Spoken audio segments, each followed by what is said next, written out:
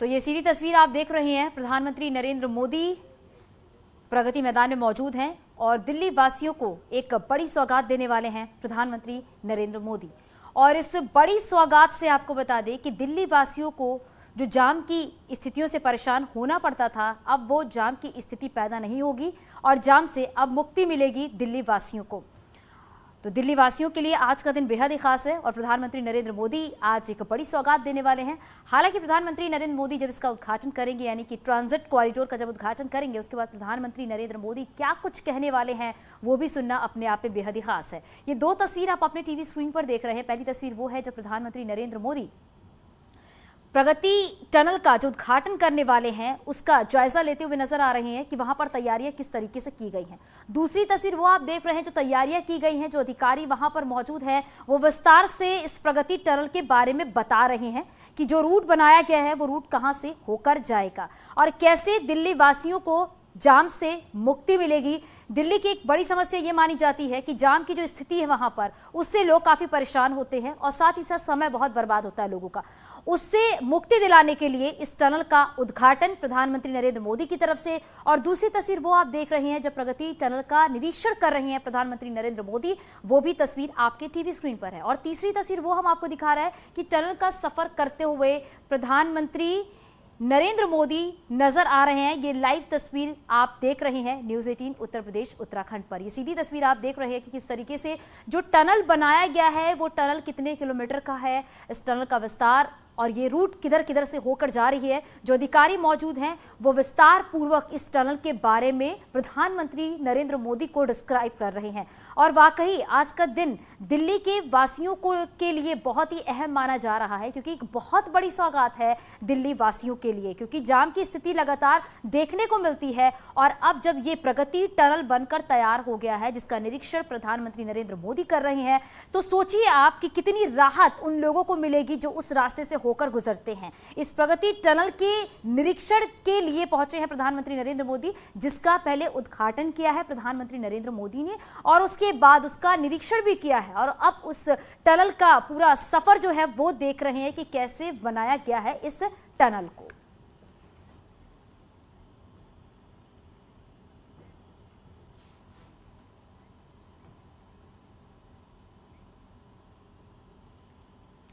और चलिए इस बीच एक बड़ी खबर मिल रही है। ग्रेटर नोएडा अथॉरिटी में बड़ा घोटाला, 300 करोड़ घोटाले की शिकायत पर जांच की गई है। अथॉरिटी के 3 अफसरों की जांच शुरू हो गई है। अथॉरिटी के पूर्व सीईओ के खिलाफ जांच शुरू हुई है। मुख्यमंत्री पोर्टल पर शिकायत के बाद ये जांच हो रही है और 15 दिनों में सौंपी जाएगी जांच रिपोर्ट। डिजिटल सॉफ्टवेयर के नाम पर यह घोटाला,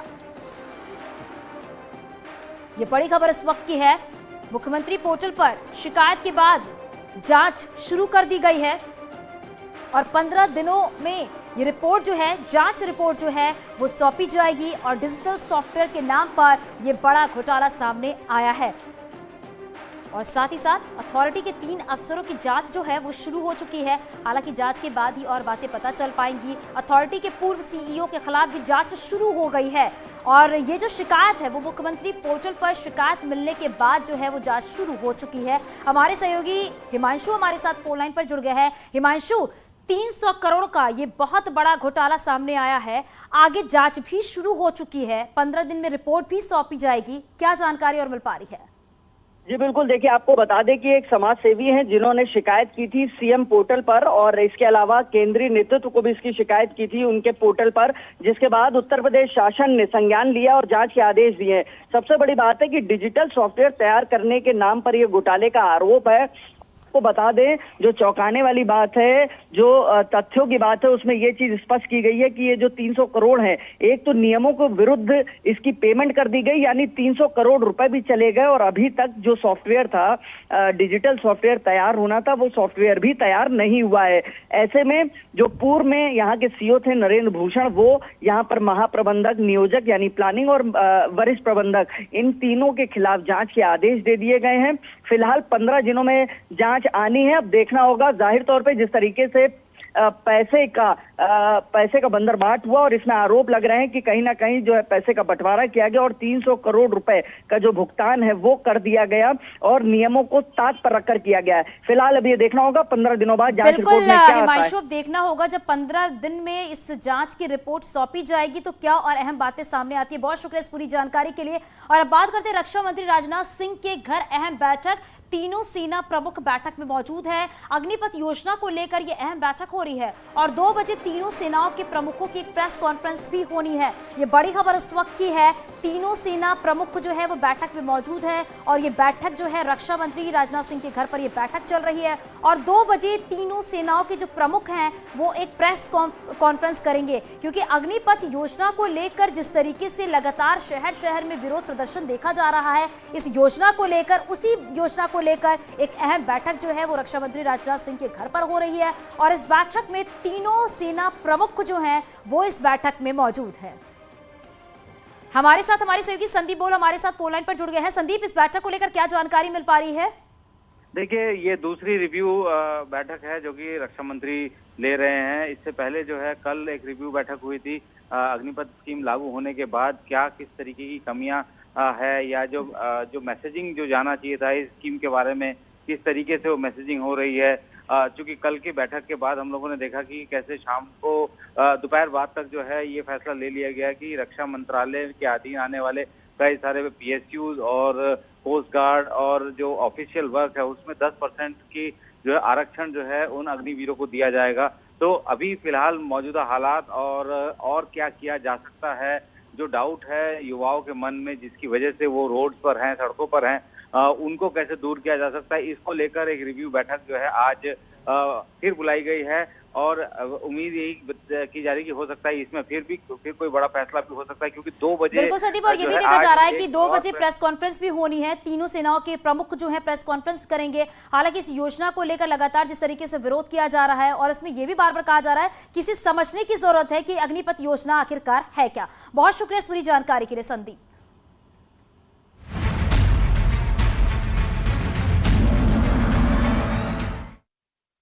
और अग्निपथ योजना के खिलाफ यूपी में विरोध प्रदर्शन करने वालों की पोल धीरे धीरे खुलने लगी है।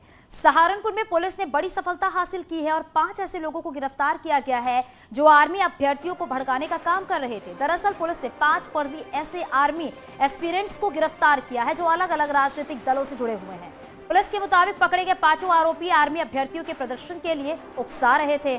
इसमें एक आरोपी पराग पवार NSUI का जिला अध्यक्ष है, जबकि दूसरा आरोपी पूर्व जिला पंचायत सदस्य है जो समाजवादी पार्टी से जुड़ा हुआ है। इन 5 को शामली सहारनपुर रोड रेलवे फाटक से गिरफ्तार किया गया है।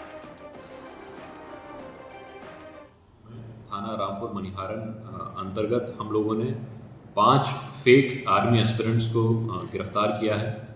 इसमें से 2 लोग विभिन्न पॉलिटिकल पार्टीज के पदाधिकारी हैं और बाकी लोग भी मेंबर्स हैं। ये लोग एक्चुअल आर्मी एस्पिरेंट्स को प्रोटेस्ट करने के लिए, एजिटेट करने के लिए प्रोवोक कर रहे थे और भड़का रहे थे। इसमें से एक पराग पवार है जो एक पॉलिटिकल पार्टी की स्टूडेंट विंग का जिलाध्यक्ष है। इसके अलावा संदीप चौधरी है जो कि एक राजनीतिक पार्टी से जिला पंचायत का सदस्य रह चुका है। इन सभी 5 लोगों की गिरफ्तारी करके इनको जेल भेजा जा रहा है और आगे भी हम लोग इंश्योर करेंगे कि कोई आर्मी एस्पिरेंट्स को दूसरा कोई व्यक्ति अनर्गल बात से भड़काकर यदि कोई ऐसी बात करता है तो उनके खिलाफ हम लोग कार्रवाई, सख्त से सख्त कार्रवाई हम लोग करेंगे। PSPL के राष्ट्रीय अध्यक्ष शिवपाल यादव ने अग्निपथ योजना पर सवाल खड़े किए हैं। उन्होंने कहा है कि यह स्कीम युवाओं के भविष्य के साथ खिलवाड़ है। उन्होंने केंद्र सरकार से इसे वापस लेने की मांग की है। युवा वैसे भी परेशान है नौकरी के लिए और 4 साल की नौकरी से तो उनका जीवन कट नहीं सकता है। तो नौकरी तो पूरे जीवन भर के लिए मिलना चाहिए, जो 60 साल तक की नौकरी मिलना चाहिए। तो ये तो एक तरीके से अगर 4 साल नौकरी मिलने के बाद अगर उनकी नौकरी छूट जाती तो उनके जीवन के साथ खिलवाड़ है। तो ऐसा कानून नहीं बनना चाहिए। बीएसपी अध्यक्ष मायावती ने भी इस योजना पर सवाल खड़े किए हैं। ट्वीट में उन्होंने लिखा है, ऐसे समय में जब मुट्ठी भर लोगों को छोड़कर देश के विशाल आबादी में से खासकर युवा वर्ग गरीबी, महंगाई, बेरोजगारी, तनाव के अग्निपथ पर हर दिन बिना थके हारे जीवन संघर्ष को मजबूर है, उन्हें केंद्र की अल्पावधि अग्निपथ सैन्य भर्ती स्कीम ने काफी निराश और हताश किया है। केंद्र द्वारा रेलवे, सेना और अर्धसैनिक बल आदि में भर्ती की संख्या व संभावना को अति सीमित करने का भी परिणाम है। खासकर ग्रामीण परिवेश के हिम्मतवर नौजवान काफी असहाय और ठगा हुआ महसूस कर रहे हैं और भविष्य को अंधकार में पाकर उनका आक्रोश उबाल पर है, जिसे सही से संभालना जरूरी है।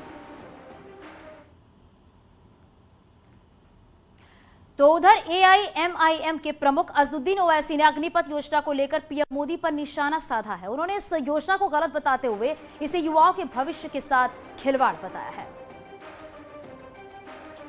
हुई भारत में जगह जगह नौजवान जो मोदी के गलत फैसले के खिलाफ एहतजाज किए, मोदी के गलत फैसले की वजह से वो रोड पर निकले, मोदी की गलत फैसले की वजह से उन्होंने नौजवानों की नौजवानी को बर्बाद करने का एक रास्ता निकाला, उनको खत्म करने का एक रास्ता निकाला। वो नौजवान निकल गया रोड पर। क्या कितों के बुलडोजर से घर तोड़ेंगे आप? हम नहीं चाहते कि आप किसी का भी घर तोड़ो, आपको घर तोड़ने का अख्तियार है ही नहीं। मगर मैं ये पूछना चाह रहा हूं वाराणसी के कमिश्नर ऑफ पुलिस से, जब उन्होंने मीडिया के सामने आकर कहा हमारे बच्चे हम समझा लेंगे, तो फिर आप वो बच्चे जो मुसलमान थे आपके बच्चे नहीं है सीपी साहब।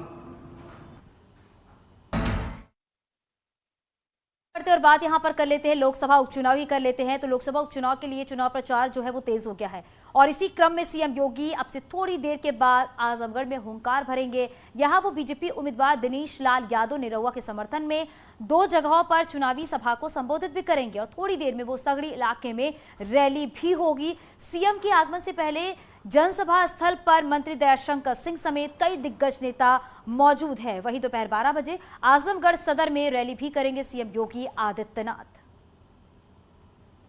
तो आजमगढ़ में मौजूद रहेंगे सीएम योगी आदित्यनाथ। अब से थोड़ी देर के बाद पहुंचेंगे सीएम योगी आदित्यनाथ आजमगढ़ में, जो कि एसपी का गढ़ माना जाता है। यहां पर हुंकार भरेंगे, प्रचार प्रसार करेंगे। जो बीजेपी प्रत्याशी हैं दिनेश लाल यादव निरहुआ के लिए लोगों से वोट की मांग भी करेंगे, यहां पर लोगों से वोट करने की अपील करेंगे।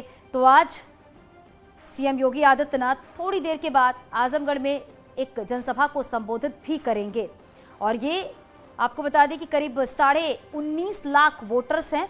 50% यादव मुस्लिम मतदाता हैं। आजमगढ़ की हम बात आपको बता रहे हैं। 26% यादव आबादी है आजमगढ़ में, 24% मुस्लिम आबादी है। तो एक कांटे की टक्कर देखने को मिल रही है। यहाँ पर 17% सवर्ण आबादी है। आजमगढ़ में 20% दलित आबादी है। यानी वोट बैंक के लिहाज से देखें तो क्या फीसदी है वो भी हम आपको बता रहे हैं। कितने फीसदी मुस्लिम्स हैं, कितने फीसदी यादव हैं, ये बता रहे हैं। और एसपी यादव मुस्लिम साधने की कोशिश की जा रही है और उच्च जाति, पिछड़ा वर्ग, दलित वोट, यादव वोट और बीजेपी ने फिर दिनेश लाल यादव पर दांव खेला है। हालांकि जो कांटे की टक्कर नजर आ रही है, जब ये उपचुनाव होगा उसके बाद क्या रिजल्ट आते हैं, क्योंकि आजमगढ़ जो है वो समाजवादी पार्टी का गढ़ माना जाता है। लेकिन इसको भेदने के लिए लगातार बीजेपी कमर कस चुकी है और देखा ये जा रहा है कि दिनेश लाल निरहुआ के लिए भोजपुरी के जो स्टार्स हैं वो भी पहुंचे हैं, प्रचार प्रसार करने के लिए जनता के बीच जा रहे हैं। जनता का समर्थन भी मिल रहा है दिनेश लाल यादव को और आज खुद सीएम योगी आदित्यनाथ स्टार प्रचारक के तौर पर पहुंच रहे हैं आजमगढ़ में और निरहुआ के लिए वोट मांगेंगे सीएम योगी आदित्यनाथ। सुबह 11 बजे सगड़ी विधानसभा में भी रैली को संबोधित करेंगे और देखा यह भी जा रहा है कि जिस तरीके से यहाँ पर जो कांटे की टक्कर नजर आ रही है, क्योंकि लोकसभा उपचुनाव है और बीजेपी और समाजवादी पार्टी में ये टक्कर देखने को मिल रही है। और चलिए आपको बताते हैं कि एक पिता अपना पूरा जीवन अपने बच्चों के लिए समर्पित कर देता है। उसका दिल तो बस अपने बच्चों की खुशी में खुश होता है और इस बार फादर्स डे पर न्यूज़ 18 लाया है पापा के लिए अपनी फीलिंग्स जताने का एक मौका। थैंक यू पापा। खास आपके लिए फादर्स डे पर आप अपने पापा को गिफ्ट दे सकते हैं कि स्मार्टफोन। करना बस इतना है, अपना फोन उठाइए और एक मिस्ड कॉल कीजिए आपकी स्क्रीन पर दिख रहे इस नंबर पर। और खबर बांदा से है। बांदा में डबल मर्डर की वारदात सामने आई है। यहाँ 2 महिलाओं के घर में घुसकर हत्या कर दी गई है। घर में सो रही 70 साल की मां और 45 साल की बेटी मां की कुल्हाड़ी से काटकर हत्या कर दी गई है। आशंका है कि जमीन विवाद में इस वारदात को अंजाम दिया गया है। पुलिस ने मां बेटियों के शव कब्जे में लेकर पोस्टमार्टम के लिए भेज दिया गया है। पुलिस मामले की तफ्तीश में जुट गई है। शाम गिरवा थाना अंतर्गत ग्राम महुआ में एक महिला की हत्या कर दी गई थी घर के अंदर, और दूसरी महिला जो उसकी मां थी उनको गंभीर रूप से घायल कर दिया गया था। इलाज के दौरान दूसरी महिला की भी मृत्यु हो गई है। इसमें अभियोग पंजीकृत कर लिया गया है, वैधानिक कार्रवाई कराई जा रही है।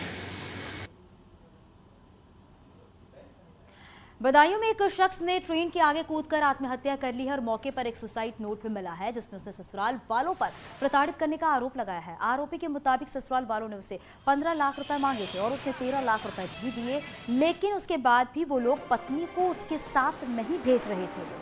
उल्टा ही उसके ऊपर दहेज के मामले में जेल भेजने की बात कर रहे हैं, जिससे परेशान होकर युवक ने आत्महत्या कर ली है। बताया ये जा रहा है कि 1.5 महीना पहले ही बरेली की लड़की से उसकी शादी हुई थी। पुलिस ने सुसाइड नोट को कब्जे में लेकर शव को पोस्टमार्टम के लिए भेज दिया है और लड़की के परिवार वालों को पूछताछ के लिए हिरासत में लिया गया है। ये कल बरेली से आया था और सुसाइड किया। सुसाइड से फिर वापस बरेली को आया था। मलगांव फाटक पर ट्रेन से जो है हादसा होने से उसकी मृत्यु हो गई। ये कितने बजे की है घटना लगभग? हमें साहब जो है 11 के लगभग सूचना मिली रात में। रात्रि। क्या नाम था बेटे का आपके? हरिओम। हरिओम। ये बरेली में ही रहता था क्या? ये बरेली खुशलोक हॉस्पिटल में प्रैक्टिस करता था। उन्नाव में बेलगाम कंटेनर ने डिवाइडर तोड़कर दूसरी लेन में जा रही कार में टक्कर मार दी है और उस हादसे में गाड़ी में सवार 5 लोगों में से 4 की मौत हो गई है और एक गंभीर रूप से घायल बताया जा रहा है। उसे इलाज के लिए लखनऊ ट्रॉमा सेंटर में भर्ती कराया गया है। लखनऊ आगरा एक्सप्रेसवे पर हसनगंज कोतवाली क्षेत्र में यह हादसा हुआ है। बताया ये भी जा रहा है कि ये लोग जयपुर से शादी समारोह में शामिल पूरे बिहार के सिवान जा रहे थे।